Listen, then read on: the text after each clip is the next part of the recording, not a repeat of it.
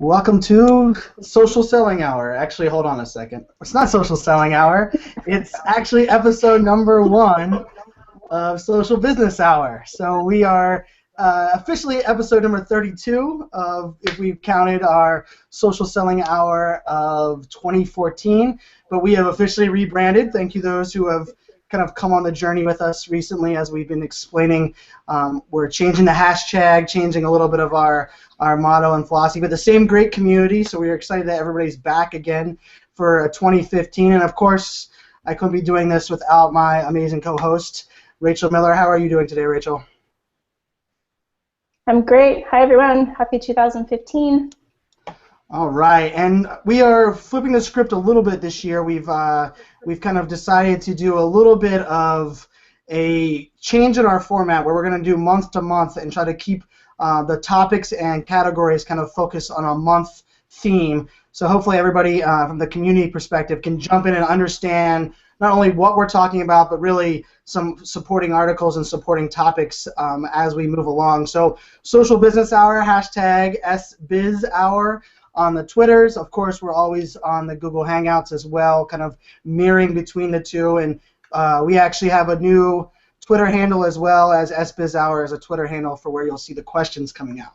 So enough of that admin stuff. I'm excited to have our first guest of 2015 on, the CEO and Chief Disruptor over at a tool and company that I've been a big fan of for a long while, been utilizing the tool for a while, and excited to talk social influence. So Pierre-Loic Assayag, welcome to Social Business Hour.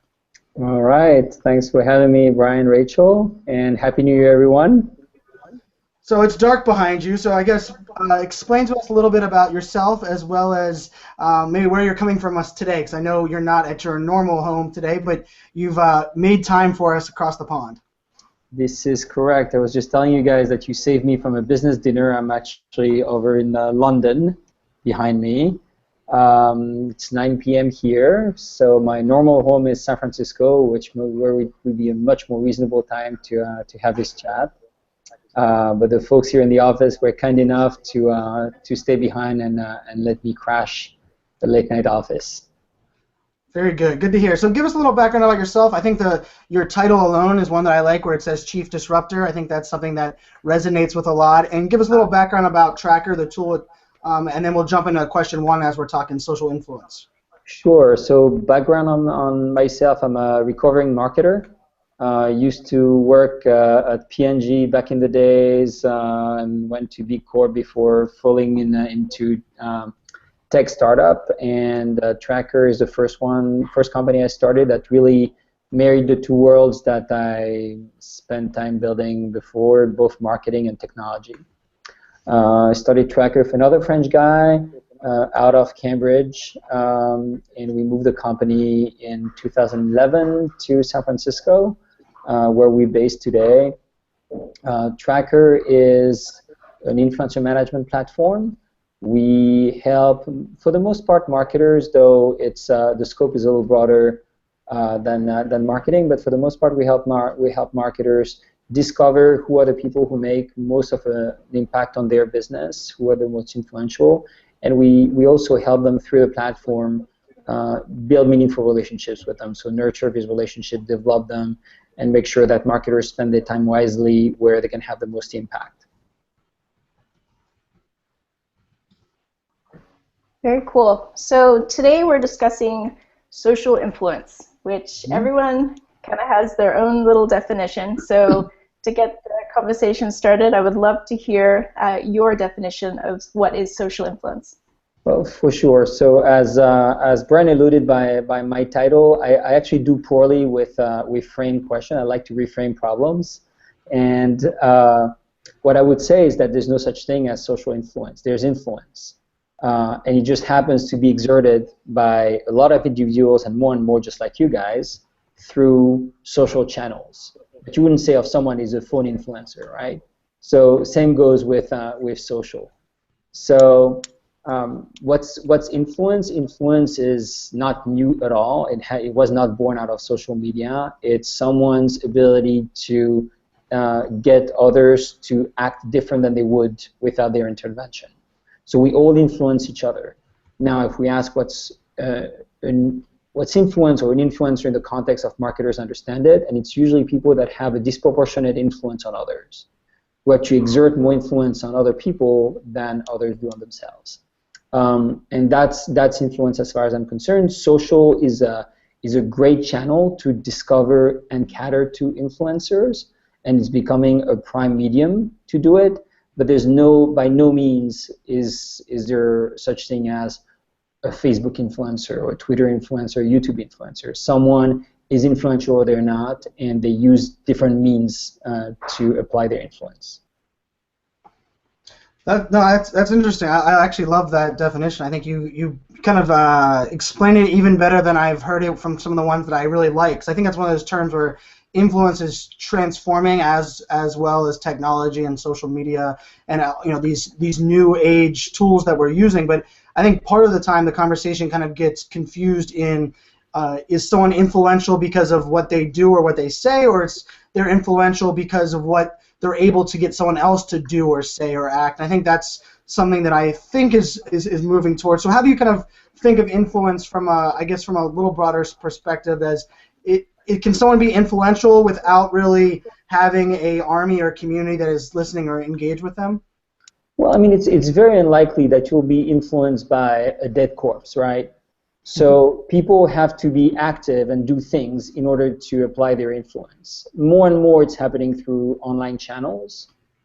It is possible up until today that a lot of people are influential by their stature, the role they hold, or like a Warren Buffett when it comes to world economics is probably a top influencer, though his participation online, as far as I know, is limited to a tweet about giving $1 million to the guy who defines the perfect bracket in college basketball, and an op-ed that went viral in the New York Times.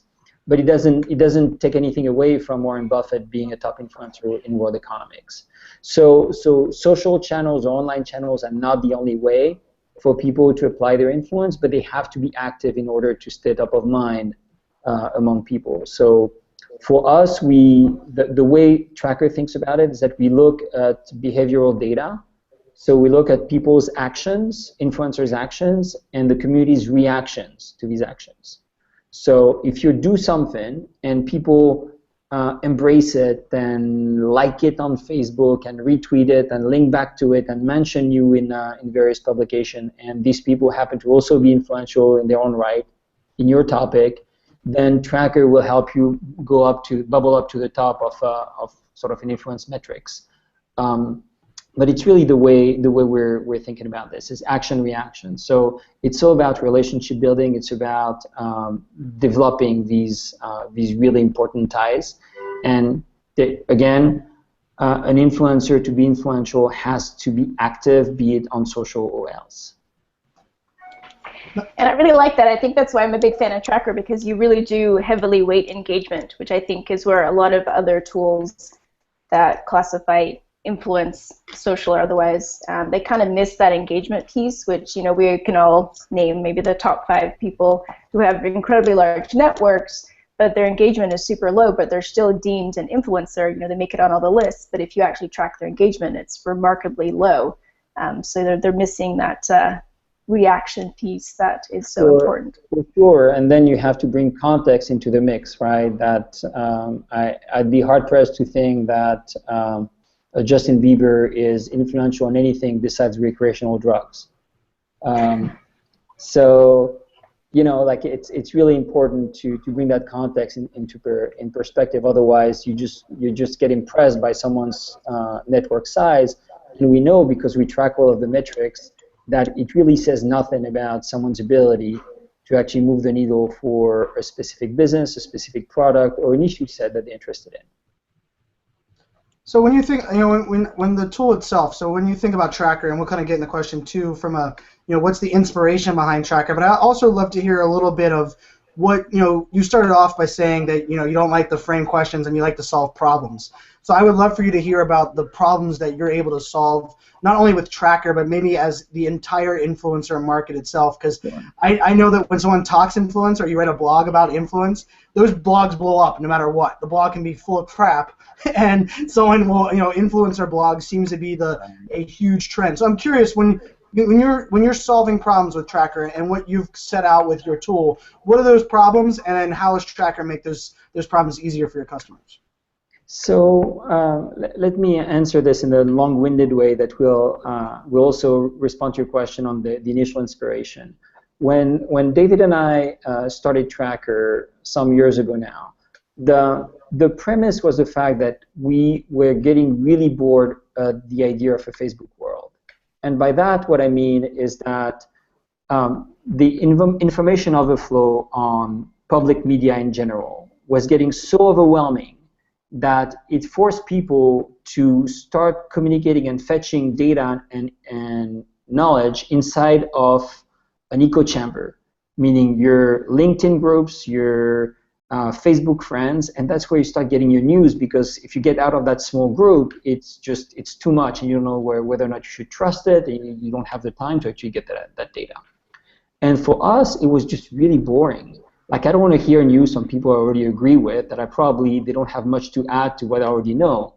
Like, I want to be challenged. I want to have these discussions, these debates, whether it's online or offline, but I want to be exposed to more information than just the stuff that I already know. So that was the original intent of Tracker. It was this idea that we wanted to be able to surface a signal on the public web, whether or not you knew people. We wanted to be able to surface the people who were meaningful to specific conversations to rise above the noise. So that was Tracker V0. Initially, we had set that we wanted to do a B2C business with it and just serve the world as a whole. Turns out that we first launched this idea in 2008 when we started to look for funding. It was just nowhere to be found because every investor was just counting their pennies back then. And so what we ended up doing was actually to flip the business model and keep the technology that helped us surface this signal. And instead of catering to these power users, the influencers, and the public, we turned to companies that we learned at the time, and I spoke with former colleagues of mine in marketing, that were actually looking for these people and spending a lot of resources trying to find these influencers. And they were just working off sort of like really early strategies in content marketing and word of mouth marketing to try to get influencers to become aware of their brand, because they knew that if these influencers were to turn to become an ambassador of the brand, they could move the needle for the brand. So that was back in 2009 when we first incorporated Tracker, managed to sign a few contracts that led us to think that there was a business to be had there. It was all before the hype of influencer marketing. And we actually saw that there was a big potential there, so we explored that niche. And really, from that point on, our software has moved way beyond discovery, even though it's still at our root, the discovery of influencers. But I'd say right now it's probably 20% of the value of the whole platform. Back then it was probably 90% of the value. But the premise has not changed one bit. It's getting brands to get exposed to real people, real influencers in their domain who have a strong opinion and have a certain expertise in the same industry, the same issue that company is interested in, and get them to connect. And don't connect in the way a clout would do it, where I pay you money under the table, I give you a perk, and you say good things about me. No, connect in a real way. Because if you're truly influential about your topic, you're not going to get paid by any provider, any brand, in order to say good things about your brand. Otherwise, you're going to lose your credibility with your audience, and therefore you're going to lose your influence. So make that connection and help brands turn these influential people into evangelists for their brand, which is the epiphany of an influencer program, right? You want to move from influencers from being unaware of your brand to have them become evangelists for your brand. So that's what we've said to do. We also got caught into the whole content marketing storm, in that there's a big discipline that all brands are starting to expand around building these conversation engines for their brand that fits really well with the way we're thinking about influence. And so a lot of our clients today are building these programs to help groom these influencers that they've identified to become ambassadors for their brand, contribute to their marketing, seed their content marketing strategy, and on and on. So that's really the core value of what we do, is to help these brands build truthful, meaningful relationships with the small number of people that can make the biggest difference for the brand.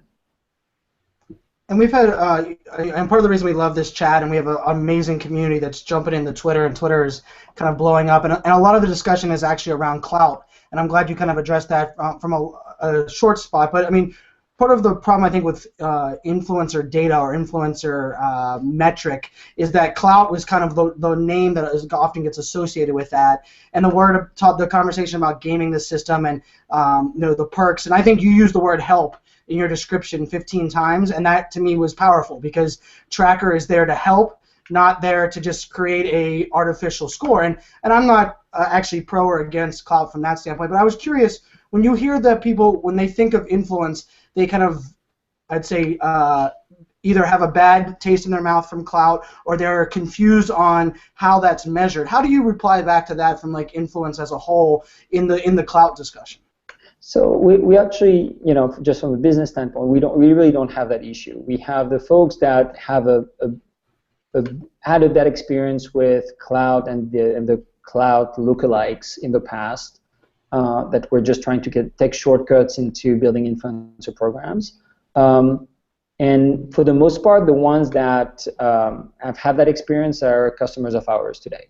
So they've realized that there's no shortcut to be had to building a true influencer program. It takes resources, it takes time, and it takes a good product to support you to do it, but you need to make the investment in order to see the return. And that's what we preach to our clients, right? Cloud took a very easy route to say, the same way you guys were investing money, brands were investing money in the past in media, you can invest it today in these campaigns, and you're going to see the same results. And that's all bogus, right? As we've seen and experienced. And I have yet to see a single client or prospect of ours that comes back with true metrics that were successful around a cloud campaign. So we don't really have that issue. The issue that we have is actually folks that look at us as the silver bullet to influencer marketing, and we usually don't sign them up, because if they have unrealistic expectation about the value that we can provide, then we're bound to disappoint. It's not because you sign up to Tracker that all of a sudden your brand is going to become visible the next day and influencers will start talking about you. No, they will start doing this through you rolling up the sleeves and doing the work that Tracker will make a lot easier to do than you would do otherwise. But it doesn't change the fact that you need to have a product that does not suck, a company that is good, and the ability to make investments into building relationship with your influencers. So I feel like maybe we need to step back. I've seen some tweets go through. People are a little bit unsure of what influencer marketing actually is. So when someone asks you, how do you define that for them? Yeah, so influencer marketing is a new discipline in marketing that is based on the recognition that around any given online conversation, about 3% of the people who participate in that conversation create more than 90% of the impact. It doesn't really matter how you measure impact. It could be impression, it could be referral traffic on your site, it could be leads that it generates, etc., etc. The metric holds in a really strange way, in very much the same way that the 80-20 rule of thumb works. So it's 90-3, so 90% of the impact by 3% of the people.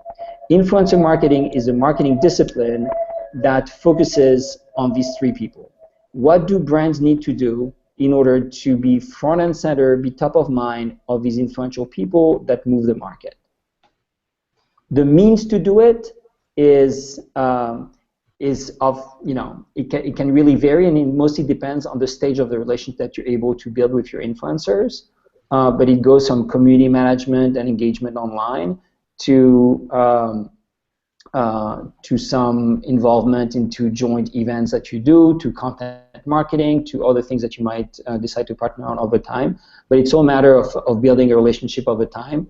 But the core discipline of influencer marketing is honing in on who are the people who move the needle for my business, and spend a lot more time and money on them than I do on sort of the average customer. And I love that. I love that description. And the Twitter feed, we're having some interesting, discussion just on influence as a whole. And Ali Greer, one of our favorites over there at the Tool Scoop, it kind of brought up the point that Mark Zuckerberg he's reading a book a month. And when he didn't tweet out that he was reading a book, but he posted that the book he was reading in January was this, and that book is now sold out everywhere. And that's true influence on that. But he didn't post that. Now, granted, he's famous because of his social. I'm curious how, when we're talking influence, I think, unfortunately, the number of followers you had, the number of page likes you had, meant that you had more influence than other people who had less. And I think, personally, that's changing. I think you've talked about the word relationship, trust, and help. And I love that, because I think that's really where influence is actually truly grown. But how do brands change their philosophy from someone is influential because, I think part of it comes down, they're measuring the wrong vanity metrics to begin with, but how do they change that logic from this person is influential to my community because they have 100,000 followers versus this person has 20,000 followers or 5,000 followers, but they have the better relationship with the community? How does, even if it's Tracker, how do you get that discussion going? Well, so for the most part, the issue did not come from brands as much as it came from providers like us, right? To the extent that we surface bogus information to users, they will act accordingly.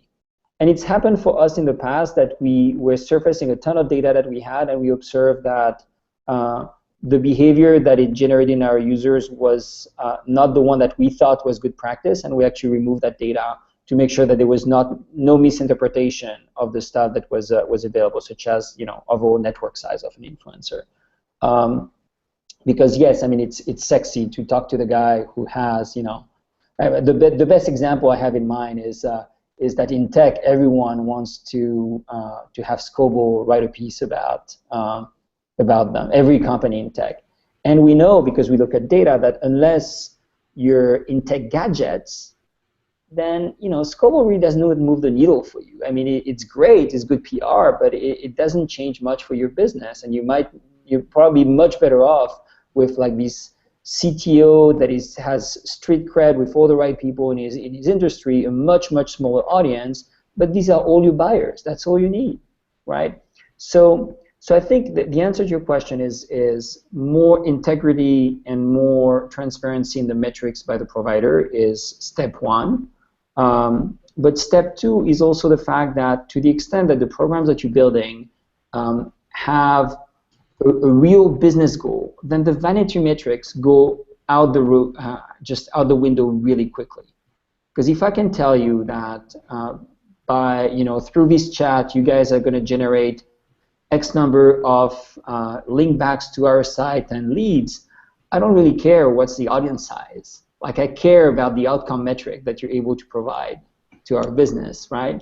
So these are real business metrics that make us invest more time and money into some programs and less time and money into others, and so do our clients. So that's really the way it works. The better job we do in exposing these real outcome metrics, the more we make irrelevant the fluffy stuff.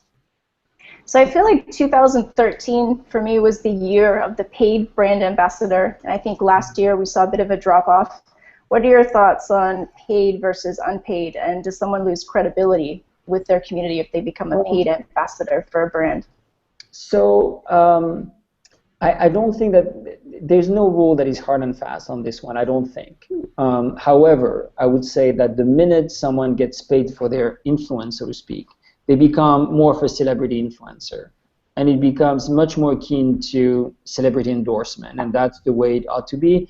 And for that matter, it's actually regulated today. So, for brands who are listening in and are not aware of this, actually the influencers have to declare that they're being paid by a certain brand, otherwise they run the risk of getting prosecuted. So it's actually a regulated field, right? My take on this is that there are very few businesses that are all CPGs, so large-scale businesses that do endorsement with athletes and others, for whom it may make sense to pay influencers to become a celebrity for them and represent that brand, because they have a personal brand that is worthwhile associating with a brand. However, For most businesses, I would say that my advice is that very often you don't have to worry about the business model that the influencers have found for themselves. They've already figured that out. What you can offer influencers is value to their business, not in hard cash that you can share with them, but rather in helping them build up their status with their own audience. Because that's what creates value for influencers. It doesn't mean that at some point in a relationship there aren't any monetary transactions that happen, but they ought to happen for a reason that is very different than the one that you're mentioning, right? You're not paying for influence, you're paying for a real thing. I'll give you an example of ours again. We're about to hire one of our old-time influencers to help us build a soup to nut training program for Tracker, because that's what she's really good at. We're not buying her influence, we're buying her for the service, we're buying her the service that she's able to provide.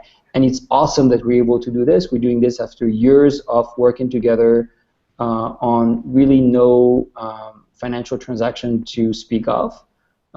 She likes us, we like her. That's what we're doing. It feels very natural, and it has nothing to do with paying for influence. I think maybe that's the word, right? Paying for influence usually probably a bad idea for most companies. Very few exceptions to this, and when it happens, it's got to be transparent. Otherwise, both parties will suffer. So when I think of, and I like that description, and actually the Scoble example hits really close to home, because I had someone that was working with me and said, Brian, I want you to go out and I want you to get these two people to write about us. And they said Scoble and Guy Kawasaki. And I said, oh, great, I know both of them. They're two great guys. And I've listened, read a lot of the things they said. And they're like, we want you to identify and get them to write about the data center, changing the way the data center exists. And I went through and Googled, and this was before I used Tracker, and I could not find one time they ever talked about data center no longer being a real estate asset. So I went back and was like, this isn't someone that our people, not only are they going to listen to, but I couldn't honestly go to Robert and say, write about something you have no clue about, even if I'm going to pay you to do it. So I think part of that conversation that we were talking about paid influencers, I think influencers collaborating with brands that are paid engagements are great resources. Not paying them to have influence, but working together to the we is greater than the me kind of solution. So I guess one of the things that I was thinking of, and I've been reading the questions there, is this more of the trend towards this micro influence, where people now realize that the influence is really much smaller? Someone's not influential over all of technology, let alone probably not even all of the Internet of Things. Maybe they're only influential maybe over smartwatches rather than all of the Internet of Things devices. Is that something that you as kind of a thought leader in the influencer space sees as this micro influence as something that you can identify a little bit easier with these brands and leaders? Maybe. I guess what I would say is that it's not so much that it's going from macro to micro, is that now you have the ability to do micro, while before you didn't. So if your target is truly a very vast target because you're a worldwide recognized brand and everyone is your customer, then maybe the macro influencer is right for you. Maybe the celebrity influencer is right for you. However, as soon as you start dissecting segments of markets by customer type and geography and other attributes, you'll start finding people that own that niche who are very different from the one who sit on top, right? So I don't think that it's one or the other. It's contextual. It depends on the brand. It depends on the intent of that brand and what it is that they want to achieve with it, with a specific program. You have large companies that run global influence programs with big influencers and have segments by business unit and by geography with a bunch of different people than the ones who sit on top, and it's okay too. So, I don't think there's such thing as a one-size-fits-all. The difference between now and before is that before you were constrained by the fact that all you saw was someone's cloud score or Alexa block proxy or compete score. visitor number into their blog. And today you have just a lot more data to play with, and as a result, you're able to micro-target the people you want to go after if indeed your intent is a very specific issue set. So one of the things I loved about Tracker when I first, and I actually inherited the tool at the company I worked at before, and one of the things I liked was it took in the fact of content. And I thought that was pretty powerful, that I could actually not only view content that was being shared by who I thought was influential, but what that content was, who was sharing it, kind of it maps out content. So question 4, we're talking about there's 5 C's in influencer marketing: content, context, community, credibility, and confidence. When you think about ranking those, I know content is something that is embedded in your tool. I know some of these credibility elements. I like Rachel, fell in love with the idea that engagement mattered. There's lots of people on the Twitter stream that have been joking around that they thought that auto DMs and link dropping equaled influence because they were being very sarcastic, and I wrote a very ranty post last couple of weeks on my too many people were influential a couple of years ago and are riding that wave and forgot the idea of what actually got them to being influential, which was the relationship and their what they said actually was what they were actually doing. So when you think about those 5 C's in influencer marketing, how do you kind of rank that, or what do you kind of think that brands should focus on first when it comes to influencers? Well, let me start by saying that I'm actually not aware of the 5 C's of influence marketing. That's news to me. So, and I'm looking at them, and I'm trying to get a sense for what it actually means, and I'm not sure I quite get it. However, the model that we use to think about influence marketing, that was one that inspired the Altimeter's model around reach, resonance, and relevance, that I think talks very much into this. So we call this the 3 R's of influence, to which we're going to be adding this year 4th R around relationships. If I had to rank them, I would start by far with relevance.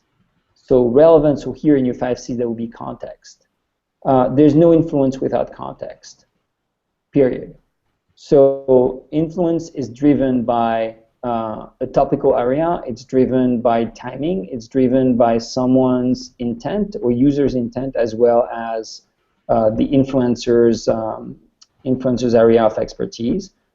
And without that context, there's no business to be had with influence marketing. And to me, this is where the cloud model broke from the get-go, is that it was all based off reach, without any consideration for context.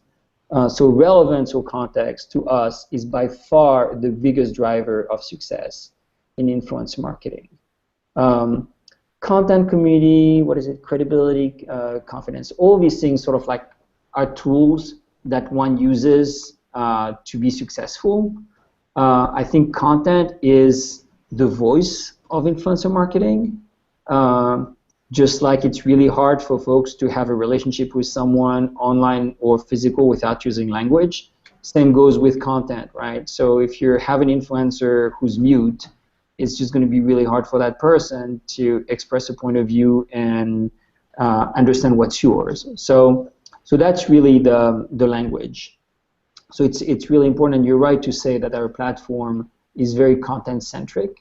So we find the influencers actually through content and through the interactions that the community has with that content, and then we help build relationships also based on content. Say, hey, Brian cares about social selling this week, so it might be a good idea for you, Mr. Salesforce, to ping him about this white paper that you just published.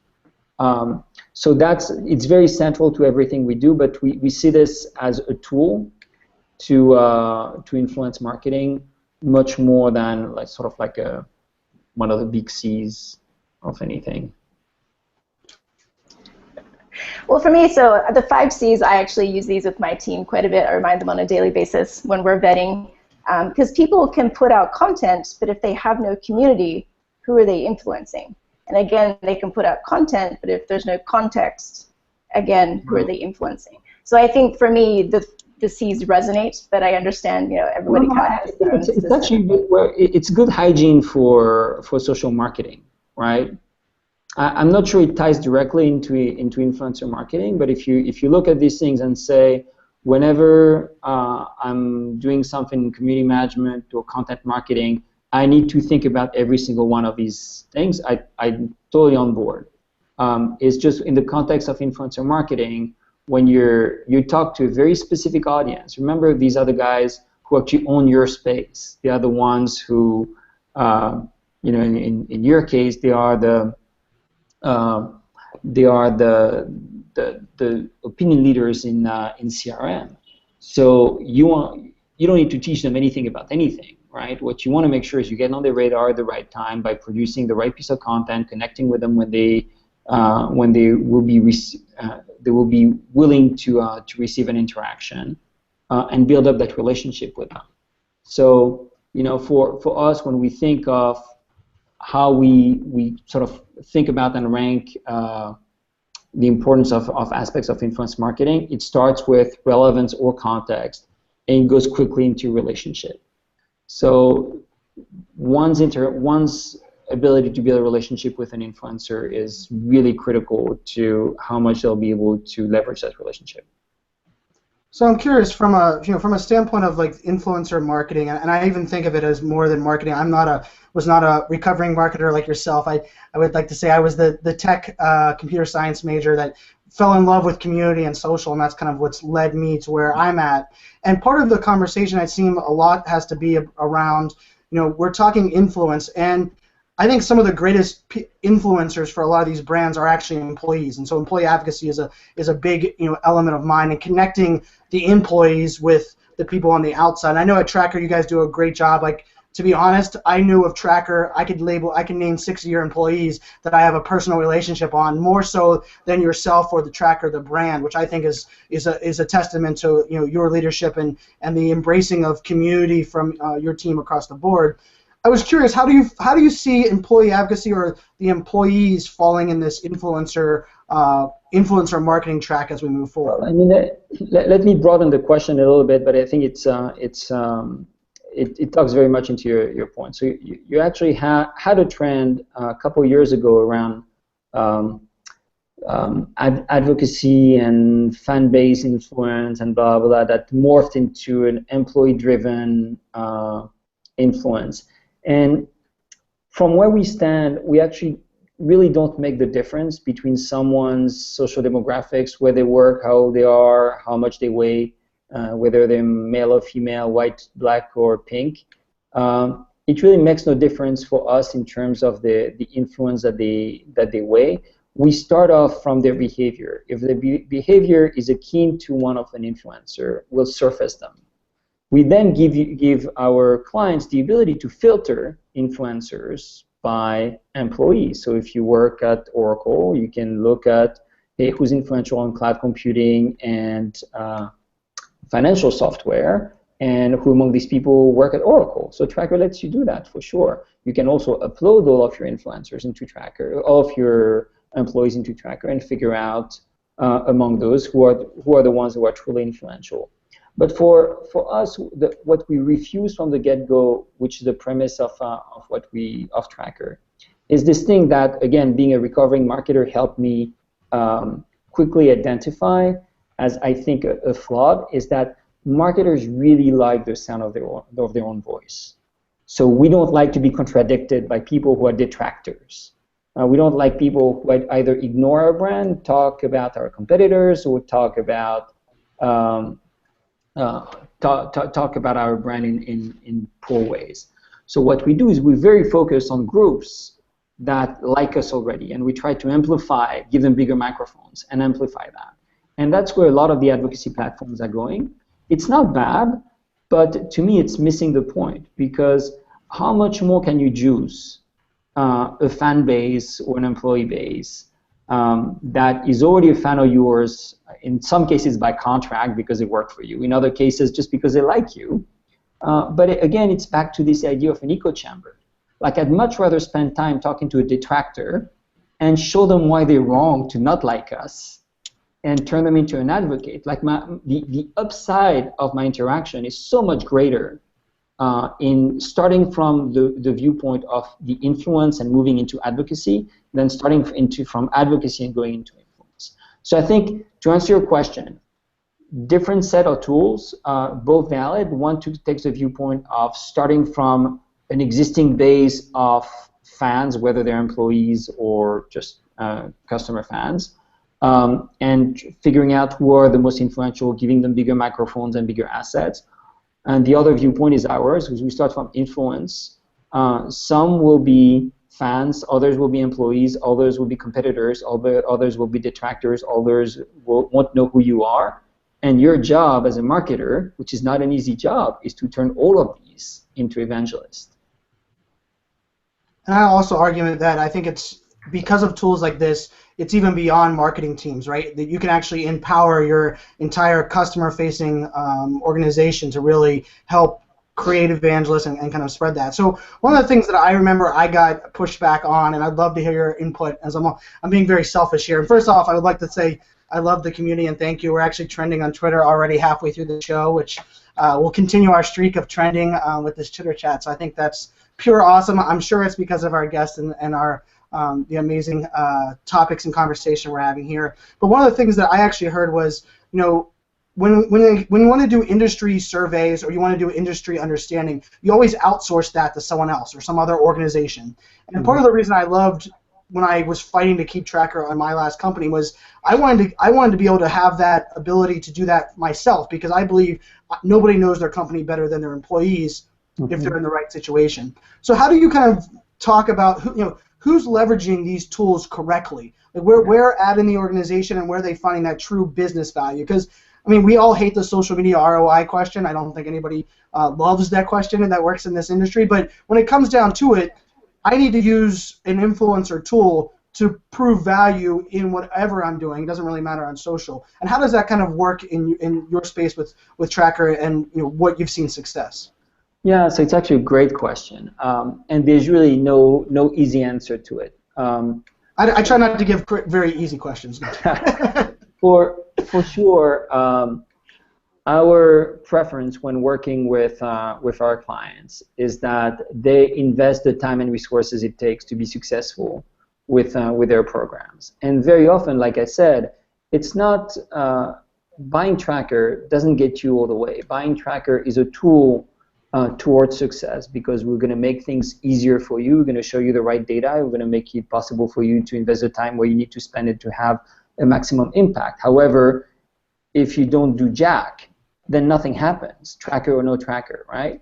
So for us, there's a dilemma where when we onboard a new client, we need to quickly assess whether or not they have the resources to be successful. And I don't want to intimidate people. It doesn't take an army of marketers to do this, but it takes a little time for a person, whether it's an hour a day or a couple of hours a day, depending on the size of a program, to actually be successful using the tool and doing influencer marketing.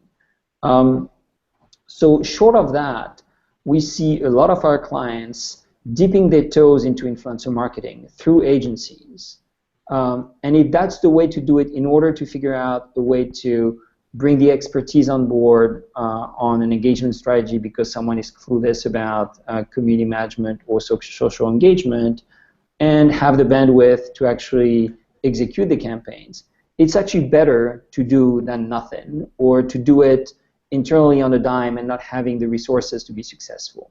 So our preference is, if you can staff that team internally, it makes a lot more sense. To your point, you know your customers better. You're not constrained by the scope that an agency is always constrained by, because they're always being paid for a brief, for a campaign, for specific service.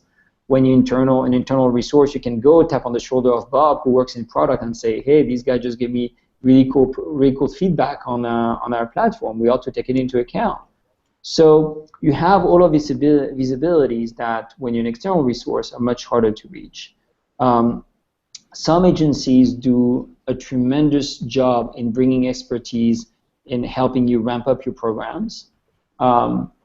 And so, depending on the situation, we will advise a client to go direct all the way, or to hire some of our, we have sort of a recommendation engine for, because we have all the data, so we know who's good in the agency world. So it's easy for us to say, hey, you're in this geography, in this vertical, you should really work with X. They know this inside out, and they help you get ramped up with your product. So, you know, there's no one-size-fits-all answer to your question. Yes, it's better to do it internally. If you can't spare the cycles, it's better to have someone external do it than not have anyone do it. So before we start on the final question, we have one from the Twitter community, and they're asking, who is your favorite influencer, Pierre? Or who do you look up to? So ironically, my favorite influencer, and has been for a long time, is a guy that is seldomly on social media. He teaches at HBS. Clayton Christensen, who wrote a book in the 90s that really made me realize I wasn't crazy around disruptive innovation.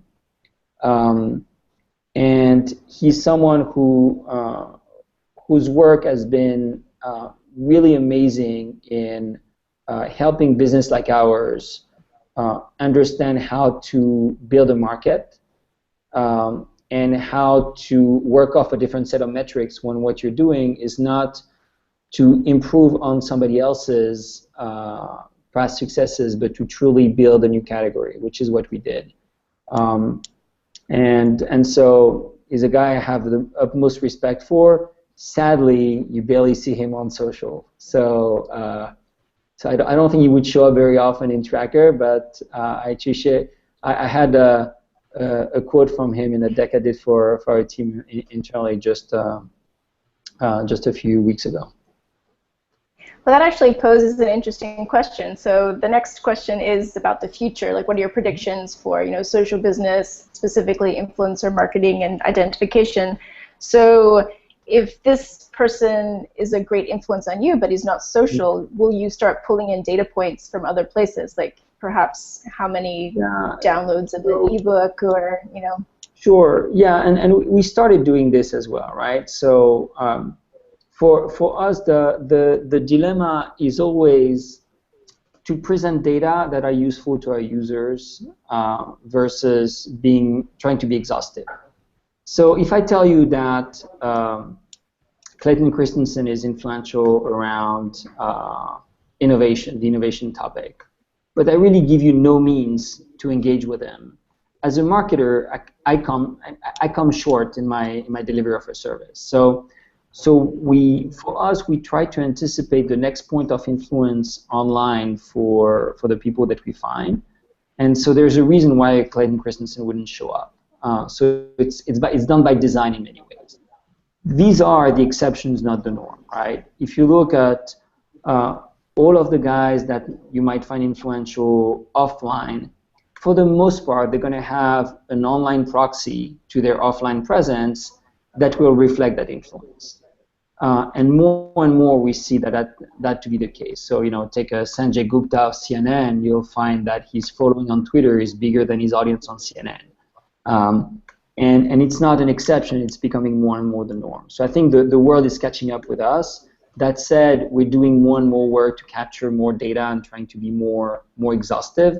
But for us, it really means more than just being able to say, hey, these guys influential around that topic. It's the now what. At the same time we give you that information, we need to figure out the now what. Otherwise, we're not being very helpful to you and your job. So it would be, you know, telling you Christensen is influential and you should be doing this thing, right? So that's the next challenge for us when it comes to expanding our reach and the data we're looking at. But more and more we're looking at data point where it's becoming much more possible than it used to be. So that's the answer on identification. When it comes to influencer marketing and how we see the future, there are really a couple of really important things that we're working on and that we think are very critical to the scalable success of the space and of our company as being in the space. One is measurement. So we're doing a decent job today at measuring the output of our platform and how you can affect the share of voice among your influencer population, give you some data around the reach you had and mind share and whatnot. We want to get into the outcome business, and we're not today. So go into, it's great, but like how many leads and how many conversions on your website were you able to get from that, from these interactions you had with this person? So to be able to help marketers get a true sense of the actual business impact that they had in various relationships, because that helps them figure out where they should invest their time and money.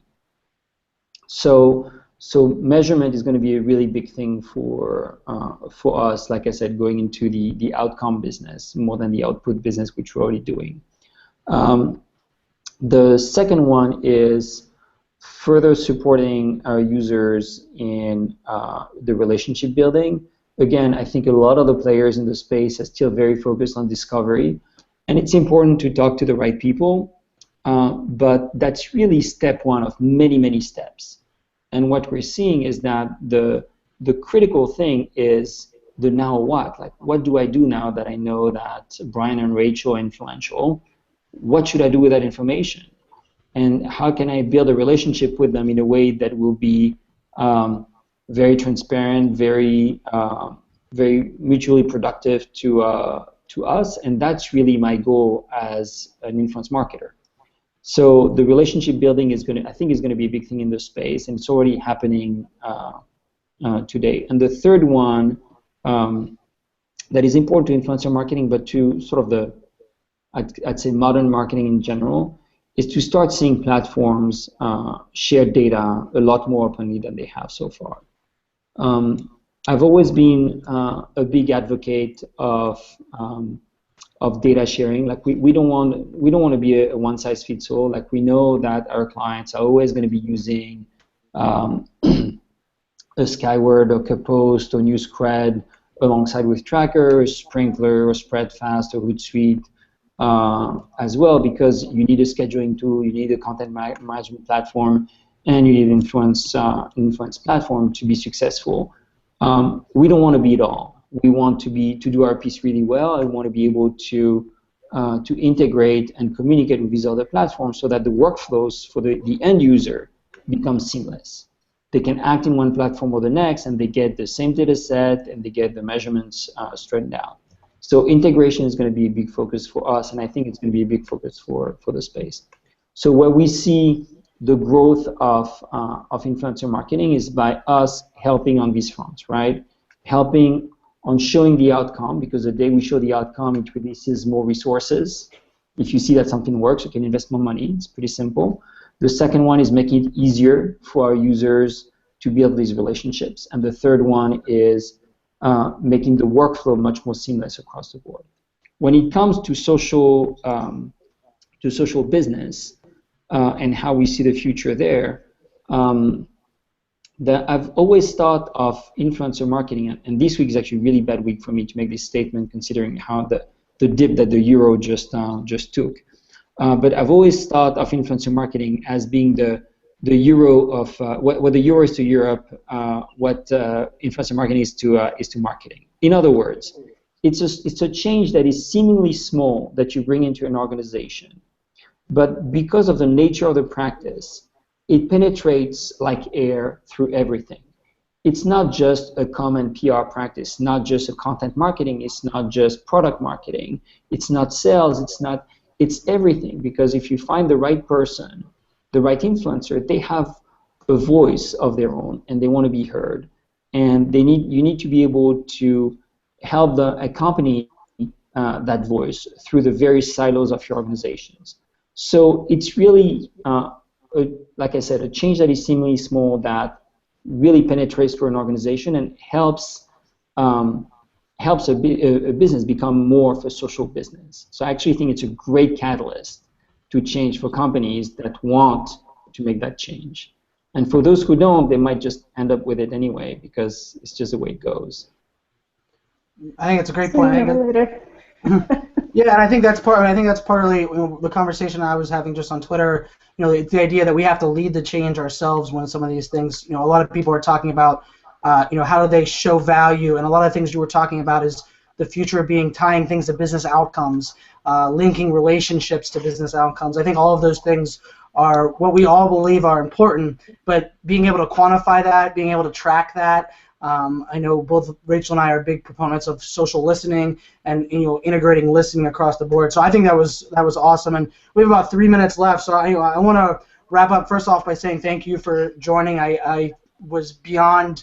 I think I have to go back and take notes because I think you were shedding some lights and some topics that I get asked a lot of these questions and I don't have as clear defined answer as you do. So I think that was of great value to the community and everybody that's here. So as we're wrapping up, give us a little bit about where to find you. I know your Twitter handle's up there on your lower third. Maybe if someone is interested in Tracker, what do they need to do to kind of get Tracker moving forward? And we'll kind of end on that note. For sure. So yeah, my Twitter handle is there. It's Pierre-Loic, Pierreloic. Tracker is @Tracker. On Twitter. We're vowel agnostic, as we say it, so it's actually spelled TRAACKR. In order for folks to get started with Tracker, they actually need to get in touch with us. We have an awesome team for sales and onboarding, and they're really easy to talk to. So I would advise people to get in touch on our website. So it's tracker.com, again, it's TRAACKR.com. Super straightforward, and love to get folks ramped up with their influencer practice. Awesome. So I thank you again for joining us. Thank you to everybody in the community on the Twitter chat. We're actually going to have you back again for the last chat of this month, as we're going to have the CEO of Metal, Vidar, who's actively participating in today's chat, on there next week from talking a little bit of content curation and influence relationships, and then we're going to have Guy from Twitterland on the following week to talk influence in his space, and then have the three of you back on to kind of have a panel discussion on the topic in general. So can't say thank you enough. We will see you soon, hopefully next time on this side of the pond, so we don't have to keep you up late at night, but we greatly appreciate it. Rachel, as always, another awesome chat. We are trending a lot earlier on Twitter than we have in the past, so it's a good start to 2015. I'm excited about where this is going to go. All right. Awesome job, guys. So keep up the good work. It's great to participate in the chat. Thank you.